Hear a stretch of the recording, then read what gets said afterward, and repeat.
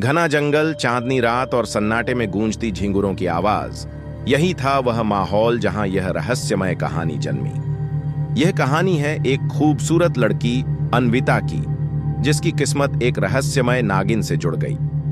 यह सिर्फ एक साधारण प्रेम कहानी नहीं थी, बल्कि इसमें प्रेम, बदला और रहस्य के जाल थे। राजस्थान के पास बसे छोटे से गांव शिवपुर में अन्विता नाम की लड़की रहती थी। वह अपूर्व सुंदरता की स्वामिनी थी। लंबे घने बाल, बड़ी बड़ी झील सी आंखें और मोरनी जैसी चाल। गांव में उसकी खूबसूरती की चर्चा थी, पर वह खुद इन बातों से बेपरवाह थी। अन्विता को जंगलों में घूमना, नदियों के किनारे बैठना और पक्षियों की आवाज सुनना पसंद था। पर गांव के बड़े बुजुर्गों ने उसे चेतावनी दी थी कि सांझ के बाद जंगल में मत जाना, वहां एक नागिन का साया रहता है। मगर अन्विता ने इसे मात्र लोक कथा समझकर हंसी में उड़ा दिया। एक दिन दोपहर के समय जब सूरज अपनी तपिश फैला रहा था, अन्विता जंगल में एक झरने के पास बैठी थी। वहां उसकी नजर एक चमकते हुए पत्थर पर पड़ी। जैसे ही उसने उसे उठाया, उसे अजीब सा एहसास हुआ। वह पत्थर उसके हाथ में गर्म होने लगा और तभी एक सरसराहट सुनाई दी। वह डरकर पीछे हटी। तभी उसने देखा, उसके सामने एक विशाल नागिन थी। नागिन की आंखें अंगारे जैसी चमक रही थीं, मगर हैरानी की बात यह थी कि वह अन्विता को घूर तो रही थी, पर हमला नहीं कर रही थी। फिर कुछ ऐसा हुआ जो अन्विता ने कभी सोचा भी नहीं था। नागिन ने धीरे धीरे आकार बदलना शुरू किया और एक सुंदर युवती में बदल गई। मेरा नाम नागवती है, युवती ने कहा। तुमने जो पत्थर उठाया है वह मेरी अमानत है। अन्विता भयभीत थी, मगर नागवती की आंखों में कोई शत्रुता नहीं थी। अन्विता ने पत्थर उसे लौटा दिया और कांपते हुए पूछा, तुम कौन हो? मैं एक इच्छाधारी नागिन हूं। यह जंगल मेरा घर है। कुछ देर बाद नागवती ने अन्विता को जंगल में एक रहस्यमय स्थान पर ले जाया। वहां एक प्राचीन मंदिर था, जिसके भीतर एक विशाल शिवलिंग था। नागवती ने बताया कि वह एक शापित नाग कन्या है, जिसे 100 सालों तक मानव रूप धारण करने की अनुमति नहीं थी। पर यह शाप क्यों? अन्विता ने पूछा। नागवती की आंखों में दर्द छलक आया। क्योंकि मैंने प्रेम किया था। यह सुनकर अन्विता चौंक गई। नागवती ने बताया कि सैकड़ों साल पहले वह एक राजकुमार से प्रेम कर बैठी थी, मगर नागलोक के नियमों के अनुसार नागवंश की कन्या किसी मानव से प्रेम नहीं कर सकती। देवताओं ने उसे शाप दे दिया कि जब तक कोई सच्चा प्रेमी उसे पहचान कर स्वीकार नहीं करेगा, तब तक वह इच्छाधारी नागिन बनी रहेगी।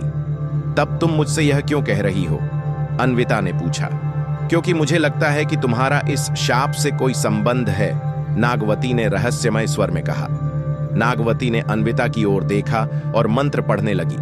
अचानक अन्विता की आंखें बंद हो गईं और उसे धुंधली धुंधली छवियां दिखने लगीं। एक राजमहल, एक सुंदर राजकुमार और नागवती। अन्विता को समझ आ गया। वह खुद भी पिछले जन्म में इस कहानी का हिस्सा थी। वह राजकुमारी अमृता थी और नागवती की सबसे प्रिय मित्र। जब नागवती को शाप मिला था, तब अमृता ने यह वचन दिया था कि वह अगले जन्म में उसे इस शाप से मुक्त कराएगी। अब सवाल यह था कि शाप से मुक्ति कैसे मिलेगी। नागवती ने बताया, मुझे सच्चे प्रेम की आवश्यकता है, जो बिना किसी स्वार्थ के मुझे अपनाए। तभी वहां एक युवक आ पहुंचा, आरव। वह गांव का एक साहसी युवक था, जो बचपन से ही अन्विता से प्रेम करता था। जब उसने यह सब सुना, तो उसने बिना झिझक कहा, अगर तुम्हारी मुक्ति मेरे प्रेम से हो सकती है, तो मैं तुम्हें अपनाने को तैयार हूं। नागवती ने उसकी आंखों में झांका और देखा कि उसमें कोई छल नहीं था। जैसे ही आरव ने उसका हाथ पकड़ा, चारों ओर रोशनी फैल गई। मंदिर के शिवलिंग से दिव्य आशीर्वाद प्राप्त हुआ और नागवती का श्राप समाप्त हो गया। अब वह हमेशा के लिए इंसान बन चुकी थी। नागवती को नया जीवन मिल गया। अन्विता को अपनी पिछली जिंदगी का उद्देश्य समझ आ गया और आरव को उसका सच्चा प्रेम।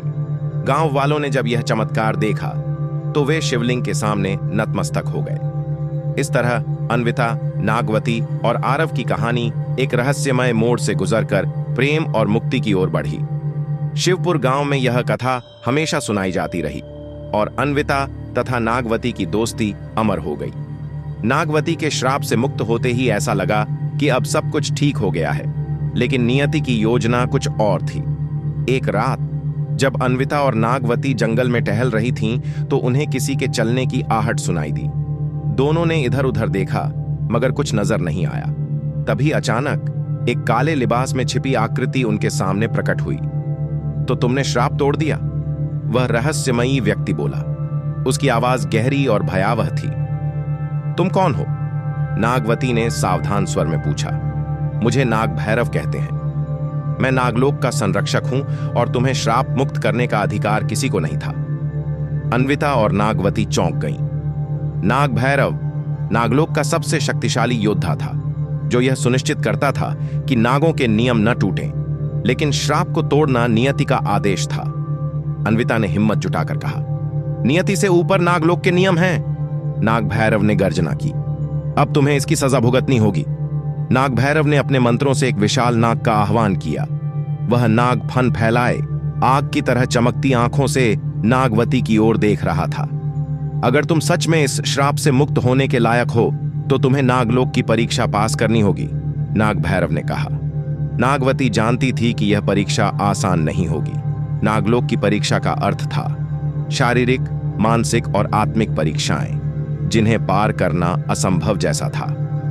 मैं तैयार हूं, नागवती ने दृढ़ स्वर में कहा। और मैं भी, अन्विता ने कहा, क्योंकि उसने पिछले जन्म का अपना वचन याद किया। नाग भैरव ने दोनों की आंखों पर हाथ रखा और वे पल भर में एक अनजानी जगह पर पहुंच गईं। नागवती और अन्विता ने खुद को एक घने जंगल में पाया, जहां हर दिशा एक जैसी लग रही थी। वे चलते रहे, मगर कुछ ही देर में उन्हें एहसास हुआ कि वे बार बार एक ही स्थान पर लौट रहे हैं। यह कोई साधारण जंगल नहीं है, अन्विता ने कहा। हाँ, यह माया का जंगल है। यहां हर रास्ता धोखा देता है। हमें अपनी आत्मा की शक्ति से सही मार्ग पहचानना होगा, नागवती ने कहा। उन्होंने ध्यान केंद्रित किया, अपनी आत्मा की शक्ति को जागृत किया और धीरे धीरे उन्हें सही रास्ता दिखने लगा। जैसे ही वे जंगल से बाहर निकलीं, उनकी पहली परीक्षा समाप्त हुई। अब वे एक विशाल पर्वत के सामने खड़ी थीं, जहां एक राक्षसी आकृति बैठी थी। मैं कालासुर हूं। अगर तुम्हें परीक्षा पास करनी है, तो तुम्हें मुझसे युद्ध करना होगा, वह गरजा। नागवती और अन्विता ने एक दूसरे की ओर देखा। उन्हें समझ में आ गया कि यह परीक्षा उनकी शारीरिक शक्ति की परीक्षा थी। नागवती ने अपने नागिन रूप में परिवर्तन कर लिया और अन्विता ने शिव का ध्यान करके दिव्य शक्ति प्राप्त की। दोनों ने मिलकर कालासुर से युद्ध किया। युद्ध भीषण था, लेकिन आखिरकार वे विजयी हुईं। नाग भैरव वहां प्रकट हुआ और बोला, अभी अंतिम परीक्षा बाकी है। नाग भैरव ने कहा, तुम्हारी अंतिम परीक्षा है त्याग। यदि तुम सच में मानव जीवन के योग्य हो, तो तुम्हें किसी प्रिय चीज का बलिदान देना होगा।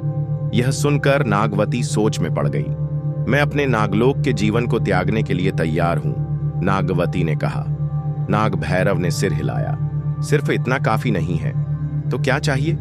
अन्विता ने पूछा। किसी को अपना सबसे प्रिय व्यक्ति त्यागना होगा, नाग भैरव ने कहा। यह सुनते ही आरव आगे आया। अगर नागवती को मनुष्य जीवन पाने के लिए किसी का त्याग चाहिए, तो मैं अपना जीवन समर्पित करने को तैयार हूं। यह सुनकर नागवती और अन्विता स्तब्ध रह गईं। नहीं, नागवती चिल्लाई।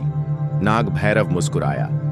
त्याग का अर्थ मृत्यु नहीं, बल्कि आत्मा का परिशुद्धिकरण है। तुम्हारी परीक्षा पूरी हो चुकी है। तभी आकाश से प्रकाश उतरा और शिव स्वरूप प्रकट हुआ।